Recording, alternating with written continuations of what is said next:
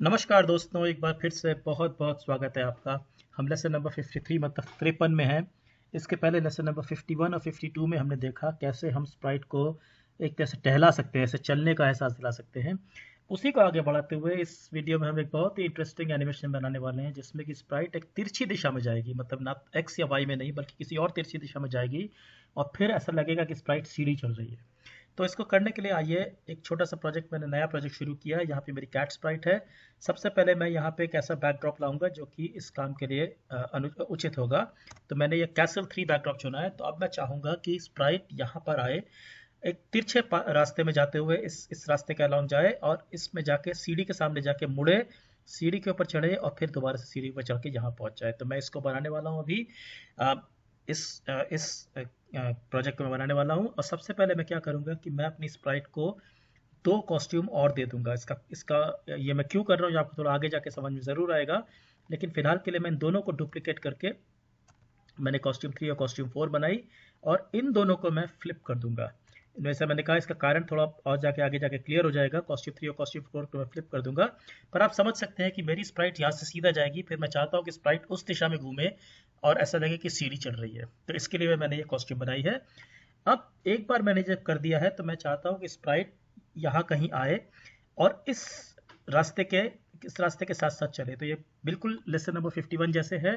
इसके लिए मैं अपने कोड में बोल सकता हूँ स्प्राइट व्हेन फ्लैग क्लिक, सबसे पहले गो टू, जैसे कि उदाहरण के तौर पे मैं बोल सकता हूँ गो टू -70 और -140, मतलब यहाँ नीचे की तरफ।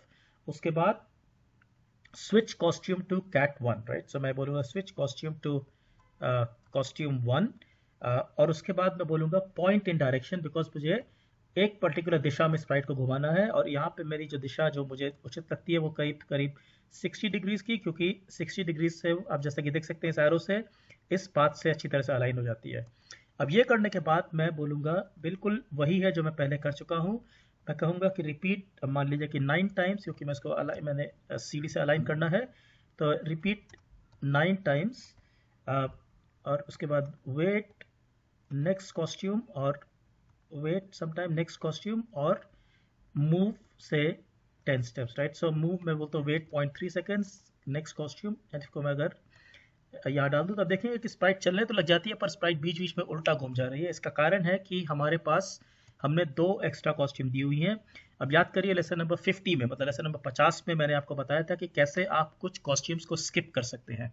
तो मैं वही लॉजिक यहाँ लगाऊंगा कॉस्ट्यूम नंबर का प्रयोग करके, if costume number is equal to 3, right. क्योंकि मुझे चाहिए कि मैं चाहता हूँ कि मेरी स्प्राइट का इस कोड में केवल कॉस्ट्यूम 1 और कॉस्ट्यूम 2 के बीच में स्विचिंग हो। तो मैं बोलूँगा if costume number is equal to 3 then switch costume to costume 1।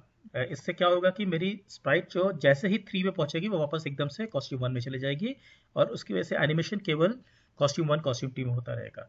अब ये देखिए कैसे स्प्राइट आगे की तरफ बढ़ रही है। स्प्राइट थोड़ी सी बड़ी लग रही है मुझे साइज में, तो उसके करीब 70% कर देता हूँ, तो उससे थोड़ा सा ज़्यादा अच्छा लगता है। तो अभी कैसे इसमें स्प्राइट कितने अच्छे से आगे बढ़ रही है। अब मैं चाहता हूँ कि स्प्राइट यहाँ रुकने के बाद दूसरी तरफ घूमे। अब ये करने के लिए मैं अपनी नई कॉस्ट्यूम का प्रयोग करने वाला हूँ। तो मैं डुप्लीकेट पूरा कोड कर लिया मैंने और मैं यहाँ पे लगा दिया है इसको। ये लगाते ही मैं चाहूँगा कि स्प्राइट अब कॉस्ट्यूम 3 ले ले, मतलब याद रखिए कॉस्ट्यूम 3 जो है वो दूसरी तरफ घूमी हुई कॉस्ट्यूम, मतलब फ्लिप्ड कॉस्ट्यूम है। अब कॉस्ट्यूम 3 करने के बाद मैं उस दिशा में स्प्राइट को घुमाऊंगा कि जिसमें ऐसा लगे कि स्प्राइट सीढ़ी की तरफ देख रही है। और ये देखिए दिशा है करीब, मान लीजिए मैं इसको 130 डिग्रीज कर देता हूँ तो स्प्राइट एकदम ऐसा लगता है सीढ़ी की तरफ देख रही है। लेकिन यहाँ पे एक बात समझना बहुत बहुत बहुत ज़्यादा ज़रूरी है कि हालांकि स्प्राइट उधर की तरफ देख रही है, परंतु स्क्रैच के मुताबिक उसकी दिशा 130 है जो कि नीचे की तरफ है। इसका मतलब है कि अगर मैं मूव स्टेटमेंट का प्रयोग करता हूं तो मुझे स्प्राइट को इस दिशा के विपरीत लेके जाना है और मुझे यहाँ पे इसको -10 स्टेप्स करना पड़ेगा। तो सबसे पहले मैं यहाँ पे दिशा को मैंने 130 कर दिया, पॉइंट टू डायरेक्शन 130, और उसके बाद मैं इसको और बढ़ा के 25 कर दूंगा। लेकिन ज़रूरी बात यह है कि ये -10 स्टेप्स कर दूंगा और यहाँ मैं चाहता हूँ कि स्प्राइट केवल कॉस्ट्यूम 3 और कॉस्ट्यूम 4 के बीच में एनिमेशन करे। इसके लिए जब भी कॉस्ट्यूम 1 होएगा तो मैं उसको इमीडिएटली कॉस्ट्यूम 3 कर दूंगा, बेसिकली इसका उल्टा। तो यहाँ पे देखिए कैसे स्प्राइट सीडी के सामने तक आती है, वहां पे रुक जाती है और फिर -10 की वजह से दिशा के विपरीत, मतलब 130 के विपरीत वह उधर जाने लग जाती है। ये क्योंकि हमने कॉस्ट्यूम फ्लिप करी है इसलिए ऐसा हुआ। अब मैं चाहता हूँ कि स्प्राइट फिर से घूमे और फिर से ऊपर की तरफ जाए, तो ये काफ़ी आसान है।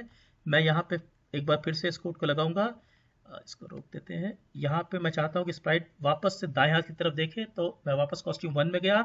अब मुझे स्प्राइट को बस 45 डिग्री में मूव करना है, क्योंकि लगभग 45 में ये स्टेयर केस के साथ साथ जाता है, सीढ़ी के साथ साथ जाता है। अब मैं चाहता हूँ कि स्प्राइट करीब 11 बार या 12 बार कह सकते हैं मूव करे ताकि ऊपर पहुंच सके।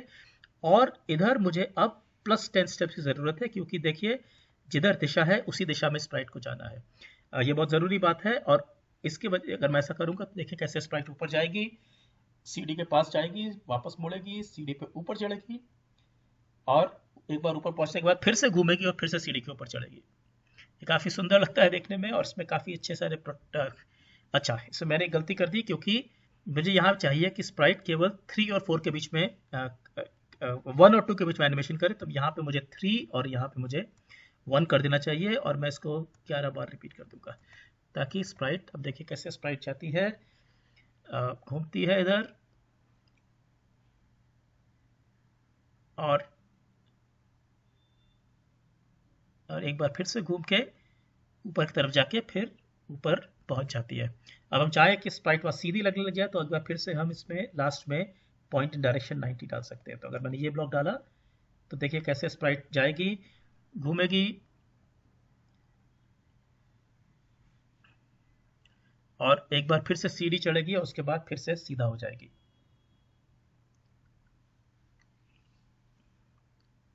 और हमारी स्प्राइट इस तरह से ऊपर पहुंच गई। आशा करता हूँ आपको पसंद आया होगा। फिर से मिलेंगे अगले वीडियो में। धन्यवाद।